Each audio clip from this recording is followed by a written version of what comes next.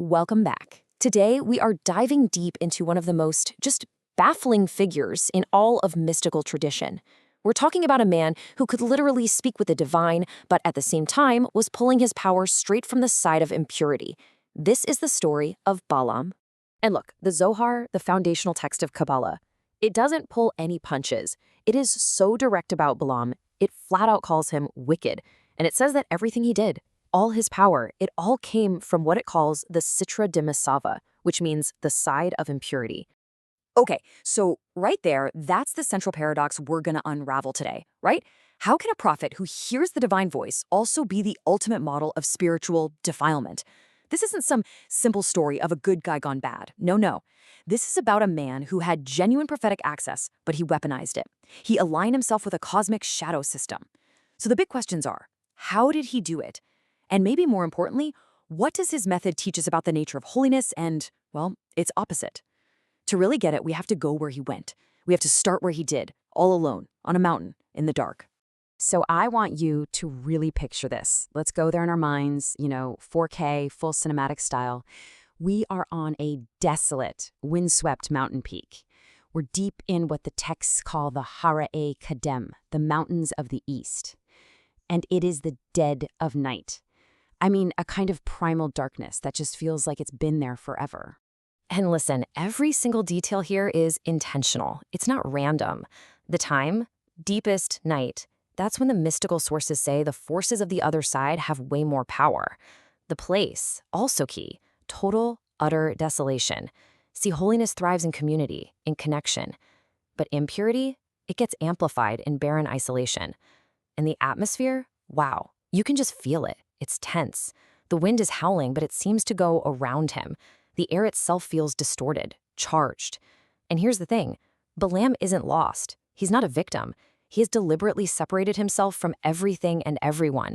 He's trying to create a very, very specific kind of spiritual vacuum.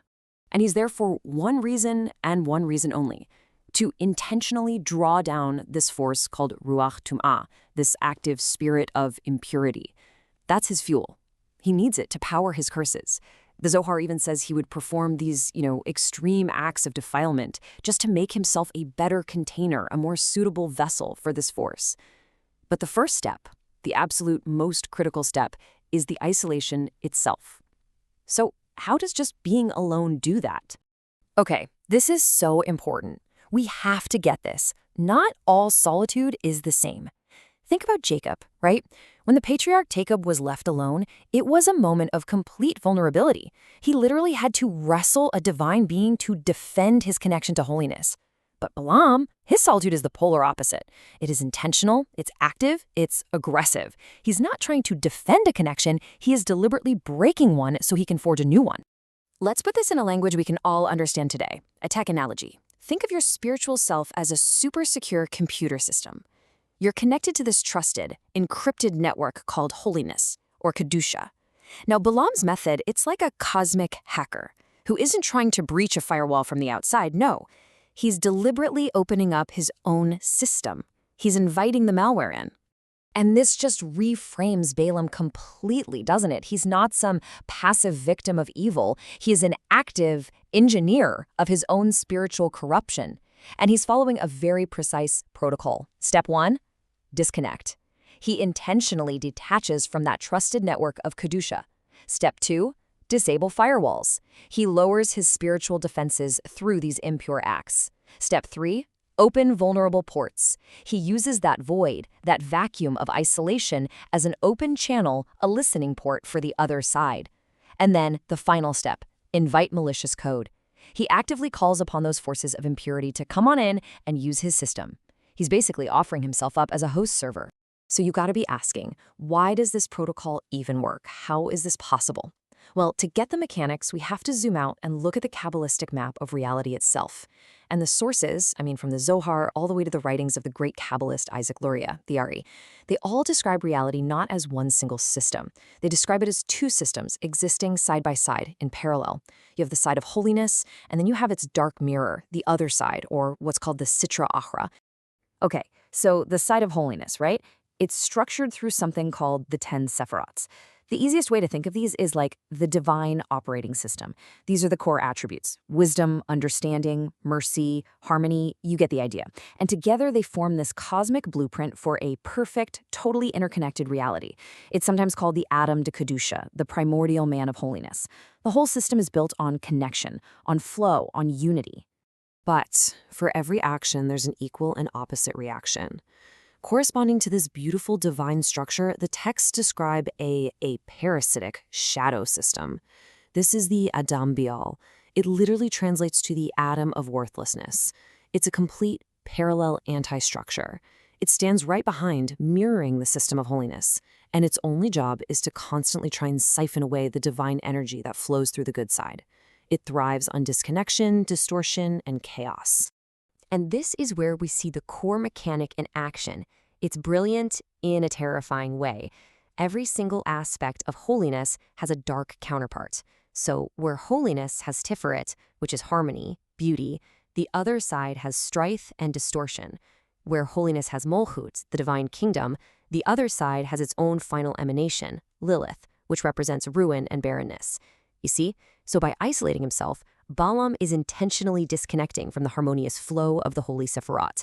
And, this is the key, this doesn't leave a neutral void. It creates a vacuum that this parasitic Sitra Achra is specifically designed to fill. He's literally logging out of one system to log into the other. Okay, but the question remains, if he's this evil, how could he possibly be a prophet? How could God speak to him? Well, this quote from a mystical text called Sha'ar HaGilgulim, the Gate of Incarnations, gives us the stunning answer. Get this. It says both Moses and Balaam come from the same spiritual root, the soul of Abel. The idea is that when the good part of this root soul was refined and distilled to form Moses, some residual sparks of holiness just got left behind. They were trapped inside the evil that became Balaam. And those sparks gave him access to divine channels. But his core will, his desire, was fully aligned with the other side. It made him the perfect inverse, a corrupted prophet, a living, breathing conduit for impurity. And he didn't just isolate himself randomly. No, he did it under very specific conditions to maximize the effect. Think of him like a spiritual engineer, choosing the absolute optimal environment for a really dangerous experiment, stacking every single variable in his favor. So, you see, nothing was random. His choice of time, night, when the veil between worlds is thin. His choice of place, the desolate mountains of darkness, the Hari Choshech, where the sources actually say he went to learn from the fallen angels Azza and Azazel. And his actions? The Zohar is explicit that he performed acts of extreme impurity. All of these were calculated amplifiers. They were designed to create the strongest, clearest possible connection to the forces he wanted to channel. And we can see this exact same protocol at work through another language, the language of numbers.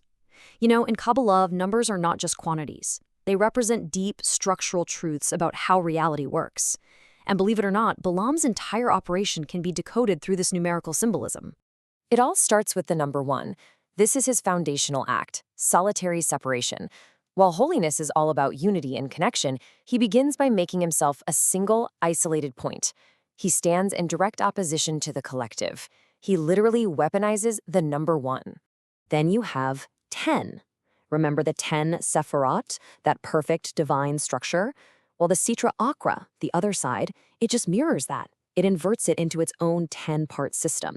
It's 10 crowns of impurity. And that's the corrupted 10 that Balaam is tapping into. Next up, 12. That's the number of the tribes of holiness, right? It represents a divinely ordered, structured community on earth. And what is Balaam trying to do? He's trying to curse them.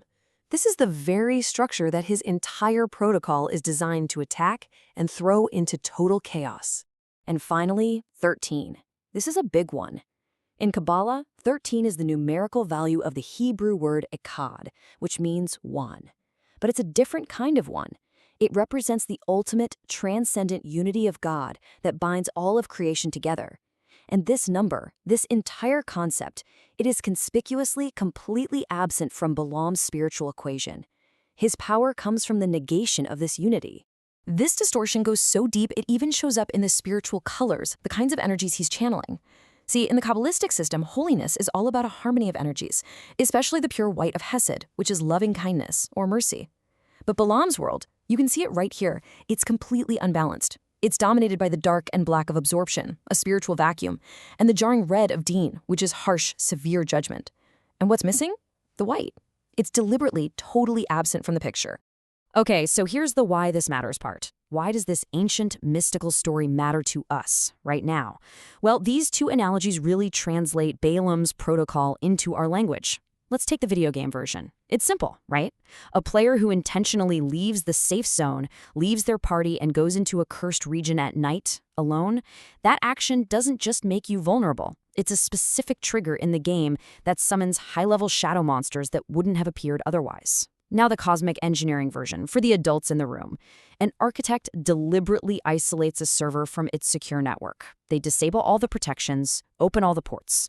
This isn't just a passive vulnerability, it is an active invitation for a malicious network to connect and take over. The underlying principle in all these examples is exactly the same. Intentional, unaligned isolation is an active invitation for negative forces.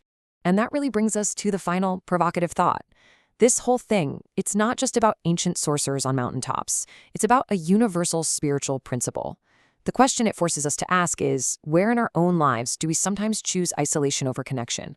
And what forces are we unknowingly inviting when we do?